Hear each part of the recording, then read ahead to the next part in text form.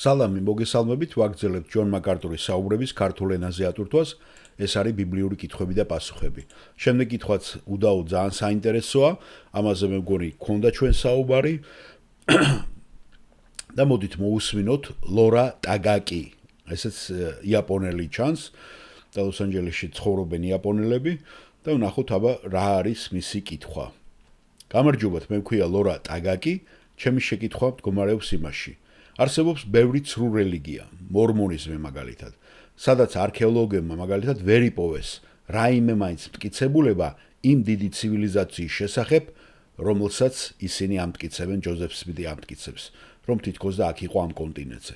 მე უბრალოდ მაინტერესებდა, ეხლა რაც შეეხება ქრისტიანობას, მე ვიცი რომ არსებობს უამრავი ისტორიული მტკიცებულება. მოგეხსენებათ, როგორც ბიბლიური ისტორიულ ამბებზე, ასევე იესოს არსებობისა, პირამიდები და ასე შემდეგ. მე ახლახანს ვკითხულობდი მოციქულთა საქმეებს, სადაც აღწერილია ჰეროდეს სიკვდილი და ჯონ მაკარტური პირდაპირ მეხსიერებიდან უცებ ეს არის მოციქულთა საქმეები მე-12, სადაც მატლებმა შეჭამეს ჰეროდე. დიახ, სადაც მატლებმა 5 დღის განმავლობაში ესე გაანადგურეს ის. მე ვიცი რომ იოსებ ფლავიუსმაც აღწერა ეს მოვლენა. მე უბრალოდ მაინტერესებდა, სხვა ისტორიკოსები არიან, რომლებიც მსგავს მოვლენებს აღწერენ და გვეხმარებიან ჩვენ ემპირიული მტკიცებულებებით, მეცნიერული მტკიცებულებებით და ამოწმებენ ის, რაც ჩვენს რწმენას გააძლიერებდა. პირველ რიგში ძალიან კარგი კითხვა, გამიკვირდა კიდევაც ბიჭოს, თქვენ აუცილებლად უნდა გაიაროთ სამაგისტრო კოლეჯში, მომდენო 2 კვირის განმავლობაში არის ესეთი კურსი ქრისტიანული აპოლოგეტიკის შესახებ. და ეს შესანიშნავი რამ არის. ეხლა შეგიძლიათ შეხვიდეთ, როცა დაამთავრებთ ამ ჩვენ საუბარს, წიგნების მაღაზიაში და იყიდოთ წიგნი სახელწოდებით მტკიცებულებები, რომლებიც განაჩენს მოითხოვენ. დიახ, მას ასე ქვია, ეს კი დაწერილია ჩემი ერთ-ერთი სტუდენტი კლასელის, რომელიც ჩემთან ერთად სემინარიაში იყო ჯოშ მაგდაუელის მიერ. მე არ ვიცოდი, ეხლა გავიგე პირველად, ბევრი რამე ვიცი ჯონ მაკარტურის შესახებ, მაგრამ ჯოშ მაგდაუელს მე კარგად ვიცნობ, ძალიან ბევრი რამე ვიცით მის შესახებ და მე არ ვიცოდი, რომ ჯონ მაკარტური ერთად სწავლობდნენ, ალბათ ტალბოტის სემინარია იგულისხმა მან. დიახ, მტკიცებულება, რომელიც მოითხოვს განაჩენს, რაც ძალიან სასარგებლოა ამ მიმართულებით. შეიძლება ქართული თარგმანი კიდე უფრო დავხვეწოთ ამასთან დაკავშირებით, მე არ ჩამიხედია სპეციალურად. ეხლა ნება მივოძეთ უბრალოდ გიპასუხოთ. ძალიან მარტივი გზით. მეც დავწერე პატარა წიგნი ამაზე, ეხლა აღარ მახსოვს ზუსტი სახელი, არ შემიძლია გავიხსენო, რაღაცა ბიბლიის შესახებ ერქვა მას. რატომ ვენდობი ბიბლიას? დიახ, რატომ ვენდობი ბიბლიას? წიგნების მაღაზიაში კითხეთ იქ პიროვნება მიც იქნება და ის აუცილებლად მიგითითებთ მაგ წიგნზე. და ის გადაგიყვანთ იმ მეცნიერებები არქეოლოგიის აღმოჩენებზე, რომლებიც თქვენ დაგეხმარებათ ამის გაგებაში. ეხლა კი მოგცემთ მე რამოდენიმე კარგ პატარა სახელურს, რათა თქვენ გქონდეთ საშუალება, რომ დაიცვათ ხოლმე ეს თქვენი რწმენა. თუ გინდა სხვასთან, თუ გინდა თქვენი თავისთვისაც.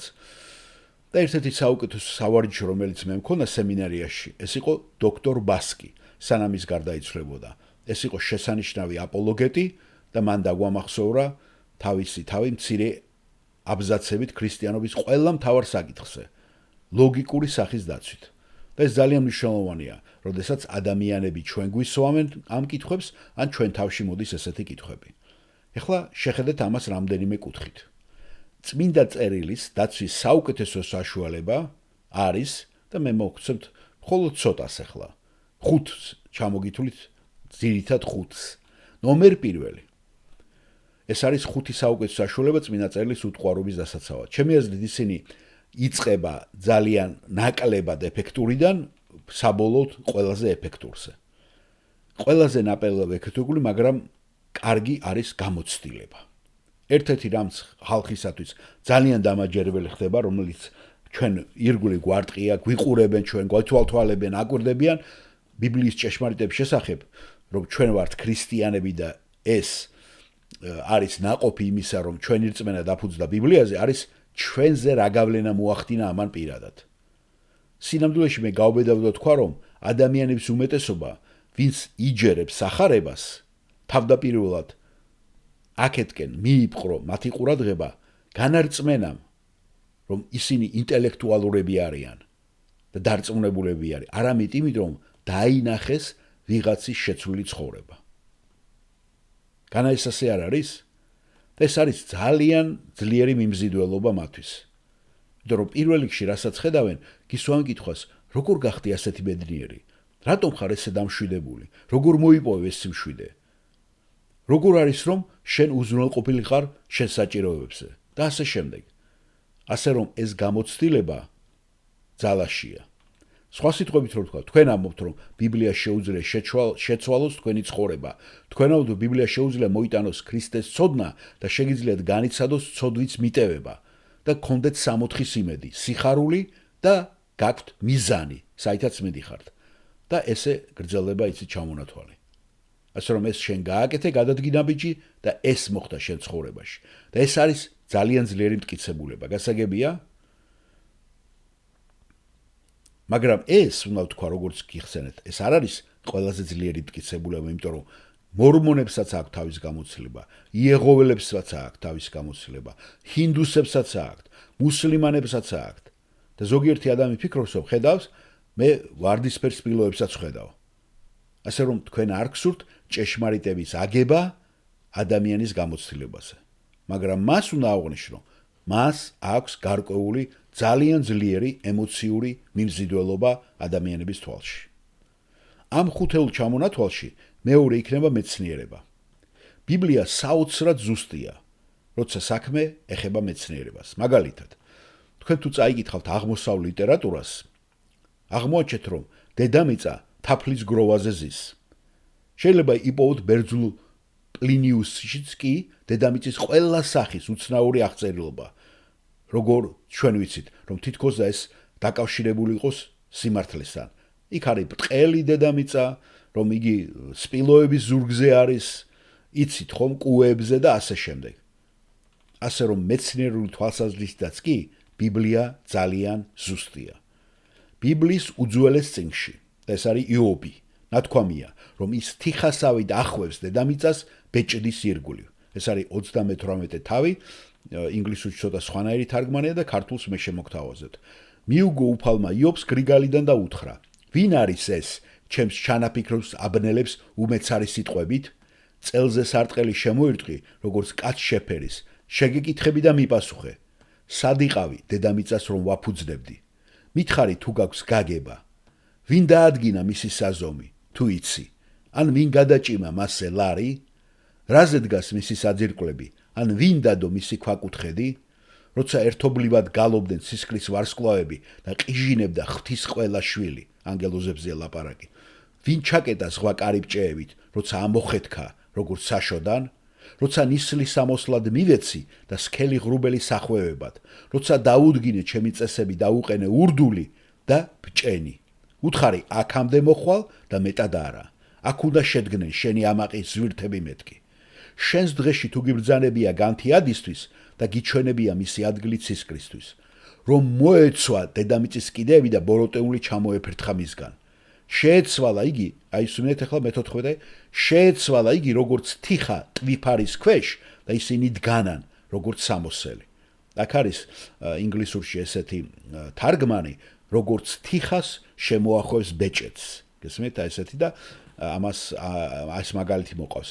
ეს ნიშნავს, რომ თქვენ გაქვთ თიხის ნაჭერი, თქვენი რაღაცა ხელმოწერი და იღებთ რბილ თიხას და პატარა ჯოხის ირგვლივ უბრალოდ გადაახვით რბილ თიხაზე და მან აღბეჭდა თქვენი ხელწერა. და ეს როდესაც ნათქვამია, მან დედამიწა თიხასავით დაახვია ბეჭედზე, ნიშნავს, რომ დედამიწა ბრუნავს მის ღერძზე. წყლის ციკლის მთელი საკითხი წმინდა წერილშია მოცემული. აი წყლის მონაცვლეობა აორთქლა და ისევ წვიმად მოსვლა. როგორ აზიდავს ის ზღვებს, ღრუბელივით ატარებს ხმელეთზე და ისევ აბრუნებს. ის საუბრობს იმაზე, რომ დედამიწა სრულ წონასწორობაშია. ზღვის სიღრმე და წყლის წონა მასა, მთის სიმაღლე და მთის წონა ხელს უშლის დედამიწას დახრილივით იყოს. თქვენ იცით ბურთი ან თქვენ იცით მთლიანად გამოსული და ყოველი ციკლის შემდეგ ყველაფერი ეს ირგვლივ ისევ ტრიალდება და ადგილზე დგება. ეს არის იობის 36 თავში მოცემული. აჰა, ამაღლებულია ღმერთი და ვერ შევიცნობთ მას, ვინ გამოიკვლეს მის წელთა რიცხვს, შეკრებს წყლის წვეთებს და წვიმად და ნისლად ასხურებს მათ. ღვრიან მათ ღრუბლები და უხვად ესხურება ადამიანს. თუ ხვდება ვინმე ღრუბლების გაშლას, ქუხილს მისი კარავიდან, აჰა, გაშლის მასზე თავის ელვას და დაფარავს ზღვის სიღრმეებს. ასევე ესაიას 55-ში. რადგან ჩემი ზრახვები თქვენი ზრახვები არ არის და თქვენი გზები ჩემი გზები არ არის, ამბობს უფალი. და როგორც ზეცაა დედამიწაზე მაღალი, ჩემი გზებიც ასევე მაღალია თქვენს გზებზე და ჩემი ზრახვები თქვენ ზრახვებზე, რადგან როგორც წვიმა და თოვლი ჩამოდის ციდან, აღარ ბრუნდება უკან, თუ არ დაარწყულა დედამიწა, არ გაანაყოფიერა და აღარ აღმოაცენებინა, რომ მისცეს თესლი მთესველს და პური მჭამელს. ასე იქნება ჩემი სიტყვა, რომელიც გამოდის ჩემი ბაგიდან, ფუჭად არ დამიბრუნდება იგი, რადგან იმას მოიმოქმედებს, რაც სურს და მიაღწევს იმას, რისთვისაც გავგზავნე. და ასევე ფსალმური 146-ში არის მოცემული ეს წყალთა მონაცვლეობა. ადიდეთ უფალი, რაოდენ კარგია ჩვენი უფლის განდიდება, რადგან საამურია და შეშვენის ქება დიდება. უფალი აშენებს იერუსალიმს და კრებს განდევნილებს ისრაელიდან. გულგატეხილებს განკურნავს და ჭრილობებს უხვევს მათ. ის თვლის ვარსკვლავებს, ყველას თავის სახელს უწოდებს. დიადია უფალი და ძლევამოსილი, გონიერება მისი განუზომელია. უფალი ამაღლებს ჩაგრულთ, ბოროტეულთ კი სამუდამოდ ამდაბლეს მიწამდე.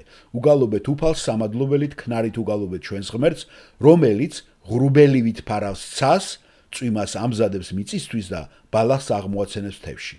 საზრდოს აძლევს ცხოველებს, ყორანის ბახალებს, რომლებიც შეშხავეან. არც ცხენის ძლიერებას ისურვებს, არც კაცის მუხლმაგრობას ინებებს. ისურვებს უფალი თავის მოშიშეებს, მის წყალობის მოიმედებს. ასე რომ ბევრი რამ არის ამის მსგავსი ჩაწერილი ბიბლიაში. ერთ-ერთი ყველაზე დინამიური არის ის ფაქტი, რომ 1903 წელს ჰერბერტ სპენსერი გარდაიცვალა და ის იყო ძალიან ძლიერი მეცნიერი, უდიდესი. მან მიიღო დიდი პრიზი კლასიფიკაციის აღმოჩენისათვის. სხვა სიტყვებით რომ ვთქვათ, ყველა ცნობადი რაც არის ჰერბერტ სპენსერმა რაც თქვა, ეს იყოს ის რომ ყველაფერი ამ სამყაროში დაყოფილია 5 კატეგორიად, რაც საკმაოდ გასაოცარია. 5-მდე მცირდება ყველაფერი დადის 5-ზე. მან თქვა, რომ ყველაფერი რაც არსებობს ამ სამყაროში ეს არის დრო, ძალა, მოქმედება, სივრცე და მატერია. დრო, ძალა, მოქმედება, სივრცე და მატერია. 1903 წელს ის გარდაიცვალა და ამ აღმოჩენის გამო, ხომ, იგი ერთ-ერთი უდიდესი მეცნიერი გახდა.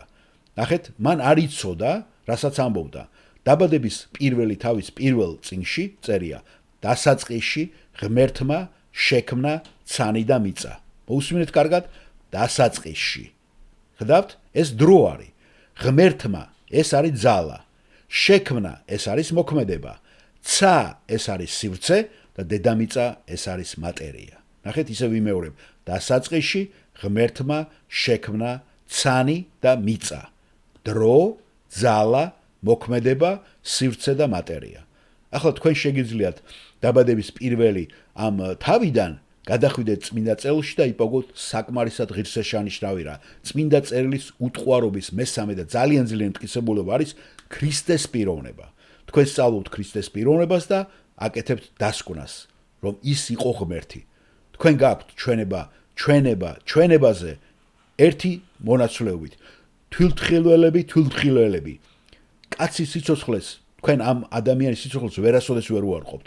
ის იქ არის, ყველა სამყაროს დასანახად. ეს არის საოცარი პიროვნება და ის დამოწმებული არა მხოლოდ ბიბლიური ჩანაწერებში, არამედ ექსტრა ბიბლიურ ჩანაწერებში, როგორიცაა ტაციტუსი, იოსებ ფლავიუსი და ასე შემდეგ. და როგორ შეგიძლია კამათი ამ იდეალურ ცხოვრებასთან, რომელიც მას ჰქონდა. მეოთხე, ეს იქნება სასწაულების საკითხი. სასწაულების საქმე, სხვათა შორის მეცნიერების კატეგორიაში თქვენ აყენებთ არქეოლოგიას, არქეოლოგიური მონაცემების აღმოჩენას, რომელიც ადასტურებს ბიბლიურ ისტორიას და თქვენ შემდეგ გადადიხართ სასწაულებზე.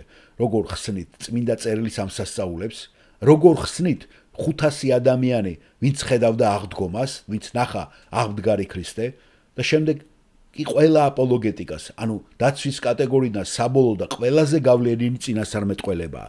ბიბლია ამბობს, რომ რაღაცა უნდა მოხდეს და ეს ასეც ხდება ზუსტად. და ესე ახდა უამრავი წინასწარმეტყველები და კიდევ ბევრი წინა გვაქვს რომ ახდეს. ძირითადად ეს არის ძველი აღთქმის წინასწარმეტყველება, რომელიც სრულდება ბიბლიურ ჩანაწერებში. ასე რომ ეს არის ის, რაც გსურთ რომ დაინახოთ და როგორც მე ვამბობ, ამისათვის შეგიძლიათ მიიღოთ ბევრი კარგი რესურსი, რადგან არსებობს უამრავი რამ, რაც დაგეხმარებათ ამის გამტკიცებაში. საუკეთესო კი, ფიქრობ, არის ჯოშ მაგდაუელის წიგნი „მტკიცებულება, რომელიც განაჩენს მოითხოვს“. გასაგებია, დიახ, მადლობა, ეს წყალივით მჭირდებოდა ჯონ. ასევე მადლობა ლაურა თქვენ ამ კითხვისათვის, ძალიან კარგი კითხვა იყო.